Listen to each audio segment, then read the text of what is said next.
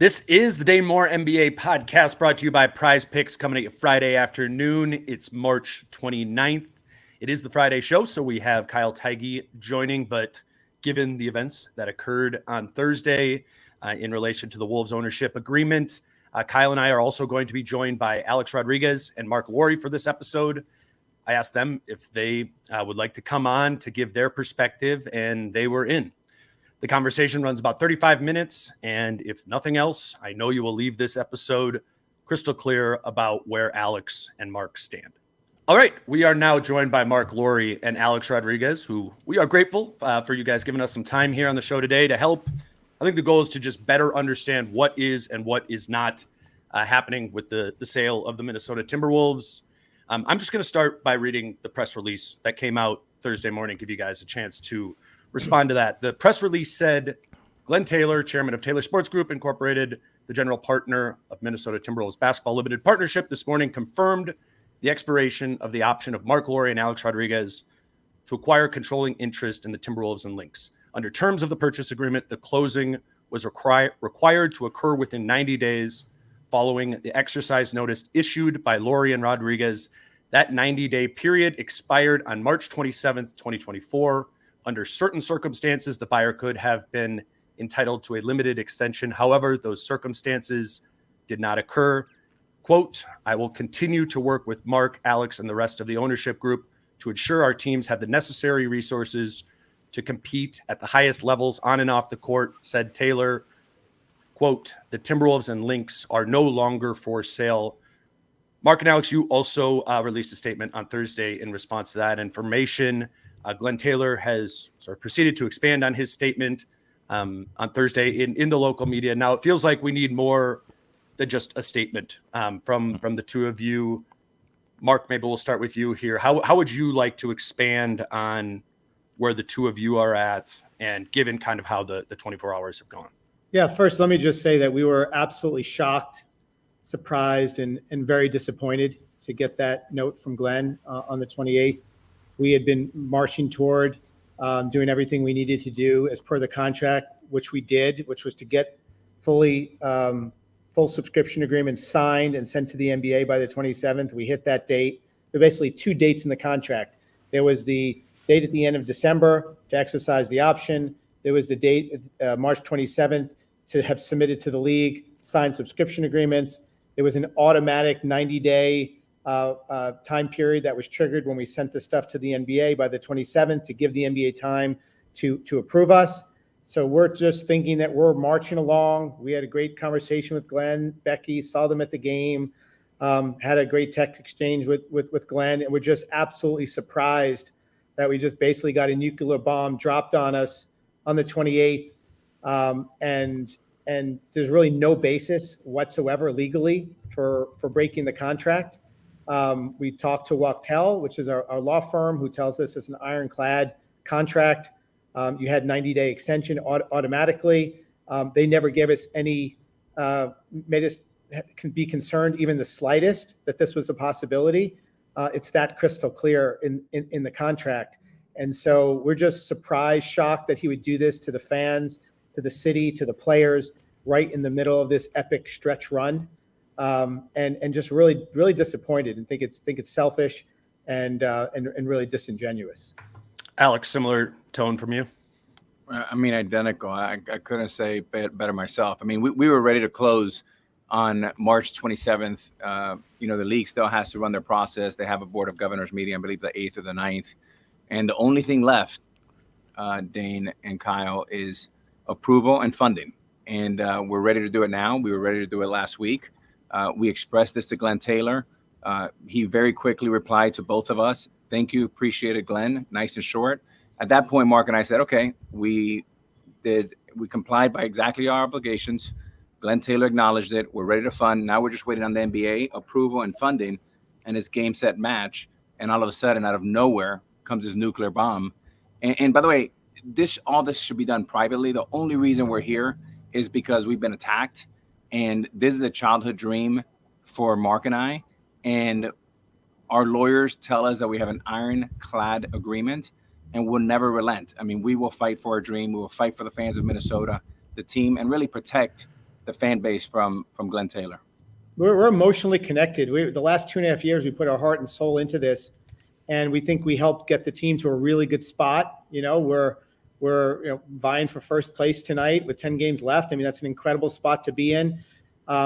We can't take full credit for that, but certainly we're a big part of it. And we want to bring a championship to Minnesota, and we want to do whatever we need to do and use all means possible to ensure that this is a smooth transition to control of the team. So Kyle, I'll let you go with one after this, but you said you've provided the necessary financial documentation of proof to Glen and to the league. Why do you think there has become a perception that the finances are not there and that this is not something that you guys are ready to complete from a financial standpoint? I don't think there's any argument whatsoever that the documents were signed subscription agreements. So signed and sent to the league. So I don't think there's any argument that was sent. I think Glen just decided, as he said, is that this team is worth a lot more than when he did the deal, and he no longer wants to abide by the contract. It's just plain and simple. And our lawyers would tell us that he is in breach of the contract, and we have to use all means possible to rectify that situation. But it's really unfortunate because there is just a bit of like, I've never sued anyone. I've never been sued. Always like to go into assuming best intent from people, and integrity is really most important to me. And I know Alex as well. And we had a deal with Glen. And at the time we did the deal around COVID, like that $1.5 billion valuation was fair price. He wanted to stay on for the next 2.5 years and still have control. So it was a nice transition for him. Gave us opportunity to learn the team. We paid a control premium at the time and bought 40%. And now when we have all the paperwork to actually take control, he says, wait, the team's worth a lot more. Also, thanks to you guys, but it is worth a lot more now. I no longer want to sell it. Well, Glen, it doesn't work like that. A contract is a contract, and we paid a control premium on the first 40%. We're 2.5 years in. We're ready to close, and you just pull the plug. Like that's not a person of high integrity to me. And I've never dealt with that before. And it is a very unique situation because I'm always assuming best intent, and quite frankly, just shocked that we're in this situation. When we were in Naples, Kyle, before you ask, one of the things that was very important to Glen Taylor and Becky, to their defense, it was really important for them to keep the team in Minnesota. Marc and I honor that. That's exactly aligned with what we want. We would never move it anywhere. We love Minnesota. I bought a home there. I'm going to attend at least 50 games this year. Marc is all in. We speak 4 or 5 times a day. The second part that was really important for Glen and Becky is they were in control as a control partner for 2.5 years. We've honored that. So we've done everything there is to do. And now when it's time for him to hand the ball over to us, he says, wait a minute, nuclear bomb, I want to change everything. Now, the funny thing is, well, actually not so funny, is I've gotten probably 2 or 3 dozen phone calls over the last 2.5 years to make sure you have the best law firm, to make sure you protect yourself, to make sure the T's are crossed and the I's are dotted. And Marc and I took the approach, like, no, you know what? Glen and Becky have been great with us. We believe them. A contract's a contract. And sure enough, we get this bomb yesterday. And every single one of those people say, I told you, he's a traitor. And unfortunately, he lives up to the Glen Taylor reputation. So there was a lot of reporting yesterday, right? Coming kind of from all angles. I covered the team via this podcast with Dane, trying to break things down pretty simple. So just, you kind of already mentioned this, but because there's so much misinformation out there, Marc and Alex, just to confirm, you by no means do you believe you missed any milestones up until the 27th, and even more simpler, the funds are all there. You are able to complete this sales process and successfully run an NBA organization, which costs a lot of money. But you have the funds not only to complete the process of this sale, but to successfully operate this team moving forward. Yes, absolutely. That was my big question. Personally, I've never been in a better financial situation. I just completed a $700 million fundraise for Wonder. That company is on fire and doing incredibly well. I've got hundreds of millions of dollars of dry powder in the bank ready to invest in the Timberwolves should we need it. We expect the team to be close to break even this year, and it's going to make a profit in the next year or two. So like we also have a very little debt on the team right now. So there's plenty of capacity. There's debt capacity. There's the ability to generate cash. And then there's just, my personal balance sheet, which is very strong right now, and also an incredible LP base. We brought in some very deep-pocketed LPs that want to bring a championship to Minnesota as much as we do. And that's what we're set out to do. And hopefully people will have seen in the last 2.5 years some of the moves that we've helped create to help get us where we are today. And we're only going to be able to do more once we have control of the team. I think one other thing, just about 8 or 9 months ago, somebody from Glen's camp had told us, hey, you guys have done a lot of good stuff. You're making things happen, but now you're kind of doing a little bit too much. Like, you might want to stand down and give Glen a chance to kind of ride these next 9 months out as sort of the control owner. And so we said, hey, listen, we don't want to cause any problems. It was stressful for Ethan and Ryan. They said so. So we're like, we don't want to cause any stress. It's okay. The next 9 months, things are moving, things are in place. The culture's there. Tim's in place. We'll just back off for the time being until the control switch happens. And that's what we did. So we're trying to be really respectful to Glen and honor, whatever request he had of us. So, Marc, just to clarify on that, because from like a fan perspective, if people say, Alex, I've seen you at a bunch of games. Marc, when they say, oh, I haven't maybe seen Marc around as much, that was you kind of honoring a request to kind of, both you and Alex, just kind of let Glen play these last couple months out and kind of be the figurehead until this process was completed. That's what he asked for. I think maybe we were getting too much credit and things, which is totally fair. He is the governor up until now. So totally appreciate that. As far as games go, now I've been to more games this year than last year, so it's not about the games, but in terms of conversations with Ethan and Ryan and really getting into it on the business side, we definitely backed off that quite a bit since we got the Heisman.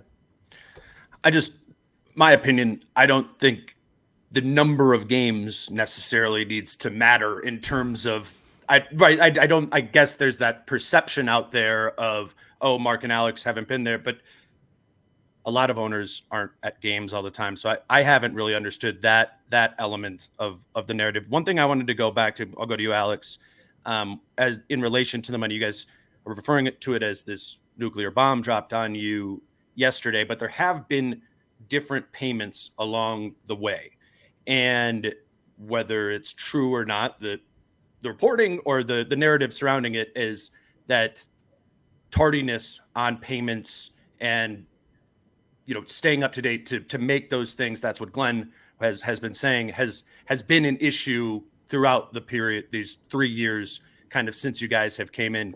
Can you walk us through how it was supposed to work to make the payments, and how back 3 years ago, how it was set up to work, and how it has actually played out in practice to make those payments, if you feel comfortable sharing that? Yes. I mean, we've complied with all our obligations, right?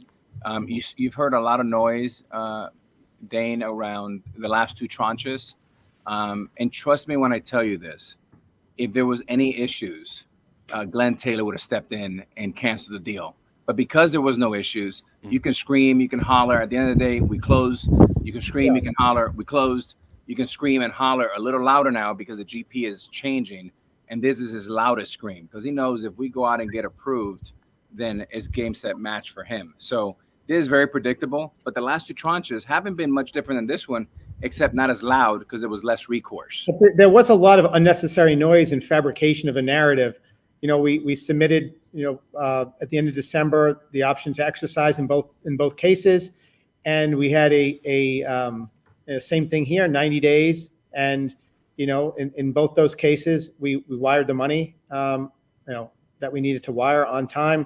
Alex and I, 90% of the cash in the first 2 tranches came from me and Alex personally. So it wasn't even, we have one LP, a friend of ours, that we brought in. That whole narrative about us not having the money and all this stuff was just incorrect. What about Marc, the third tranche? Let me add one more thing on the. So Dana, both Mark and I have already invested hundreds of millions of dollars each, at least, on this contract. So we're all in. I bought a home there. I'm going to be over 50 games. Tim Conley recently told me, he goes, I've never seen an owner come to many games on home and on the road. You're at Portland, for crying out loud, and in Cow's country. But let me just tell you what's going to happen, right? The contract is exactly the same in quarters, right? 20%, 20%, 40, and 20. Next year around this time, you're going to hear that Mark and I don't have the money for the last tranche. And December 27th, we're going to send a letter to the league, and we're going to close on exactly pretty much the same date. But you won't hear as much because by that time, we should be the GPs already. But this is going to be the exact same thing. People are going to be confused around December, January, February, but it's exactly the same. And there's just misinformation out there, but we've played exactly by the law.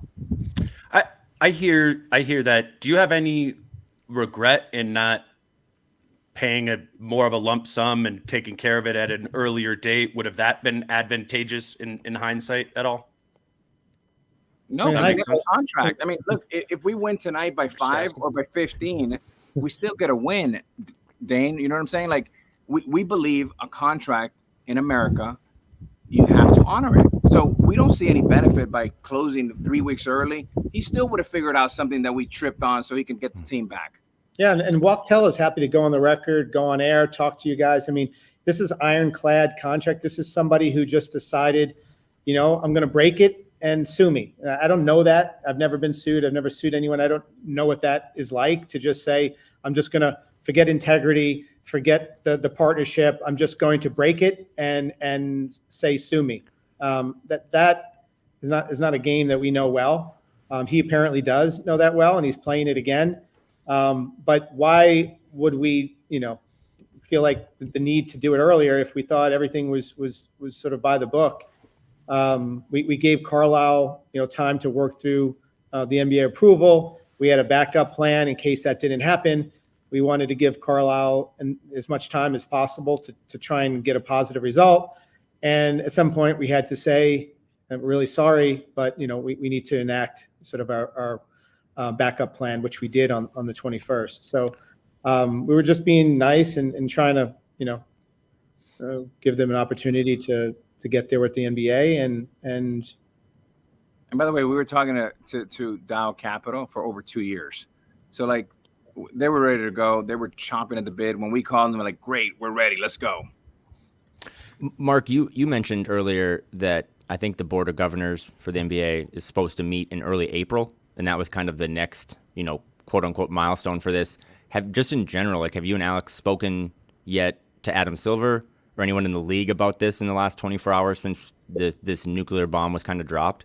So I think, listen, we're taking advice from Wachtel on how to approach this. I think the league is in a tough situation because they have never had this situation before. Normally, the buyer and the seller bring it to the league and they present the deal, and then it goes for approval. But if you've got one owner saying, I don't want to sell the team and it's my team, and buyers saying, no, you're in breach, it puts them in a difficult situation. So I think we want to be delicate. We don't want to cause problems for the NBA, problems for the league, and make this into a bigger thing than it already is. We just want our legal rights to be enforced, and that's what we're going to do. We just need to figure out exactly how to do that with our law firm Wachtel. Now that this has happened, how will your presence, both of you, your presence around the team, at games, at the facility, or involvement within the organization and business decisions, how does that change now going forward? Well, one of the things as part of this nuclear bomb that we've got, it's even bigger than just saying that we can't have the team. He's shut us out from conversations with any of the employees of the team, with Tim Conley, with the players. He said we couldn't go into the suite. We couldn't go to walk at certain places within the arena. So he's really gone nuclear on us, and it just feels very hurtful. I mean, I don't know what other word. I mean, we were partners in this. We together built the team that is, vying for first place, 10 games to go in the season. I mean, it's an incredible story. And we thought we did this together, and then next thing you know, we wake up and we can't bring our family to the games. It's sort of crazy. It's never. And Mark, the lack of judgment of what he's doing is, if that's not bad enough, the fact to be tone deaf enough that to do this bomb on the eve of what could be the most important game in franchise history, at least from a regular season game, at least over the last 5 years, and not do this privately, just tells you kind of where his state of mind is, and that's unfortunate. Mark, I was gonna say, Mark Knox. Speaking of Portland, when the team was out here, I remember talking to Mike Conley, and he made a comment about how like you guys and new ownership have like just invested a lot behind the scenes into making this, you know, a world-class organization. So, Mark, to your comment about kind of being frozen out since this nuclear bomb was dropped, just how does that, in your mind, and Alex, in your mind, compare to, you know, part of that statement yesterday was, I will continue to work with Mark and Alex and the rest of the ownership group to ensure our teams have the necessary resources. That's pretty much not the truth then, right? No, an internal memo was sent out to everybody in the organization not to talk to us, and places that we couldn't go in the arena specifically. So that's next level. You know, I mean, it's a nuclear bomb for sure, the contract, but then that's next level to sort of be so disrespectful as to say those things. There's been reporting that your relationship, both of your relationship with Glen, deteriorated before this. How has your relationship with Glen gone over the course of the 3 years? Have there been ups and downs, or is this your first? Because you guys are clearly upset right now. Like, I can start, Dana. I mean, look, besides the 8 months ago or so when he gave us a Heisman to kind of, you know, stand down, which we did because we want to be respectful to him as always. Me personally, I would check in with Glen at least once a week. I'll get him on the phone, you know, every 2 or 3 weeks just to check in. Nothing, kind of tell him a little bit about what Mark and I are up to, ideas, a little bit about the team, small talk, but just really respectful. So we both thought that the relationship was solid. I mean, it's not like we don't have to be best friends like Mark and I, but we thought it was solid. That's why this bomb he threw yesterday was such a shock and surprise, and especially when you put the timing and then icing us out of the building, right? That just seems like is not a really nice thing to do to another human being. I mean, there's also just an integrity issue, right? Like we paid the control premium. So 1.5 was the control price, not an LP price. We paid the control premium on the first tranche. We paid the control premium on the second tranche. And then we're now it comes to control, and he's like, thank you very much. I'm breaking the contract, your LPs. It's like, wait a second. That just from the straight up integrity standpoint, like, you know, that is, I mean, we have the contract on our side, but just put the contract aside for a second. Just straight up integrity. Like, we helped build this franchise to where it is. It's winning. We're winning together. We paid the control premium on the first 2 tranches, and now you can't come to the arena. Like, and also guys, like, it's like the spirit of a deal. If you're buying a house that costs $200,000 and you have a 2-year payment or a 2-year whatever, and that house is worth double, you can't go back and say, you know what, we want to take that house back. It just doesn't work. I mean, who does that? And if the spirit of the deal is to get the deal done versus looking for any hiccup so he can take the team back, that's just not good intention. It's also not good integrity. It's also not the intention of what the spirit of this deal was. And on top of that, thank God that we have an ironclad contract. I wouldn't even imagine. Can I ask about that, Mark? So there's been a lot of the phrase handshake deal that's popped up surrounding this at different times, from back to Naples when you guys initially met with Glen and Becky. You are saying that all of this was documented in contracts from the jump, signed, sealed, waiting to be delivered. There was anything ambiguous in your mind. There's nothing ambiguous. The contract is clear cut. I think the handshake is sort of like the addition. In addition to the contract, there's that, you know, partnership handshake where it's like, we're going to do this together, and there might be some ups and downs, but we're doing this together, and we're never going to look at the contract again. Like, that's what a handshake deal means. It means, yeah, we have a contract, but we're never going to look at it. Right. And so that's why it's such a shock, because he never once said to us anything that would suggest that he is capable of doing something like this. And especially in light of like the fact that we've been respectful, we did stand down, we did, drive a lot of the success in bringing in Tim Conley and all the moves that he's made. And like, there's a lot of things that we worked on behind the scenes around culture, around VCP with Ethan and Ryan. And it was really only, 8 or 9 months ago that we, after he asked us to stand down through his person, we did. We said, it's okay. We understand. And even though it's going to be our team and some of these decisions will impact the team, we said, fine, it's okay. Like there's never any bad blood. It was more just being respectful of, hey, maybe we did do too many things, to push this team forward. He is the control owner. So we backed off. Yeah. And Dan and Kyle, one thing to note is another part of the handshake agreement is there has to be trust in any partnership. You're not going to put everything in a contract, right? There has to be a spirit of trust. And we believe trust is a very important element in any partnership. He did not agree with the Rudy. He warned us against it. He did not want to do that deal. Okay. He let us do it. So credit to him. Okay. He didn't get in our way. The big one was Tim Conley. His quote to Marc and I was, "Why are you wasting your time? People like Tim Conley do not come here." Okay. We said, let us take a crack at it. Marc and I went to work on it. 3 months later, we're having a press conference at a practice facility. So to take all the credit now is not only disingenuous, but is a plain lie. And I'm shocked by the way, how comfortable he is making these statements. So in addition to that press release from the team yesterday, there was also a statement that Glen gave to The Athletic. And part of that, Alex, back to what you just said, was, I just built this team. We've got the players now, and it appears to me that we should have a very positive run for a number of years. I want to be a part of that. Is that kind of suggesting some of the examples you just laid out here about maybe taking credit for something that wasn't his? Exactly. Yeah. I also have another question too, just because, Alex, you mentioned earlier, I think it's important to clear up the relationship stuff, right? Like it was reported about a deteriorated relationship between new ownership and old ownership or established ownership.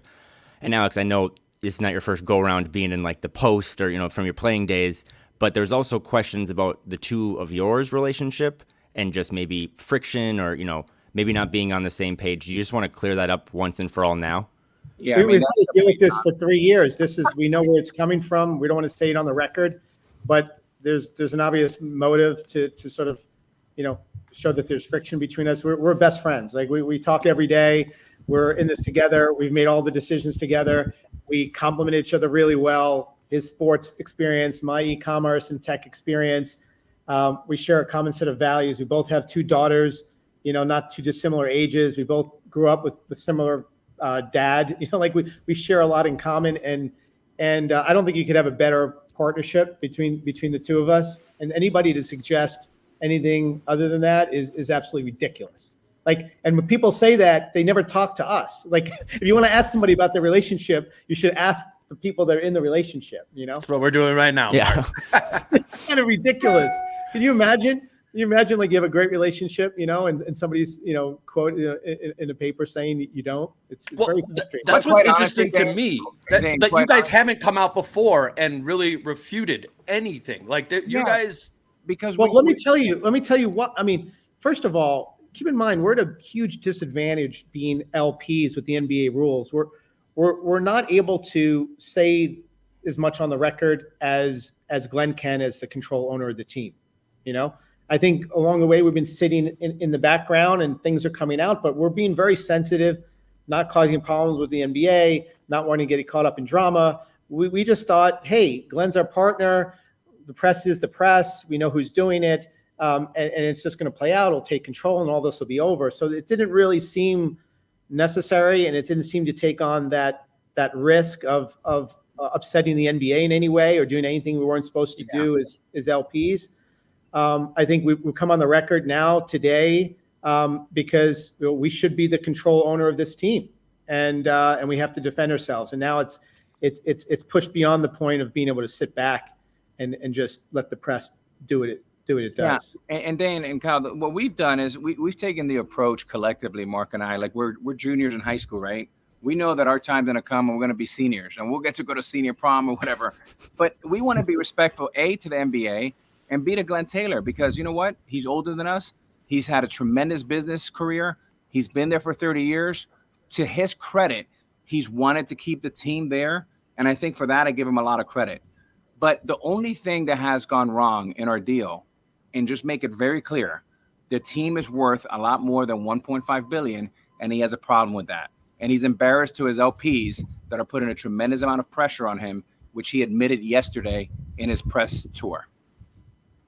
But it was fair value when the deal was struck. That's the thing. Like you said, on a house mortgage, you give a mortgage on a house, it's your house, right? And you can't take it back if the house goes up in value. And we signed a deal where it escalated 4% per year, which was, by the way, a lot higher than the 1% interest that we were at back in 2021. And it was a fair deal, and everyone was very happy with the deal. And we worked our butts off to help, build value in the team. I don't even think we anticipated this quickly to be this successful, but I think Tim has just done a phenomenal job.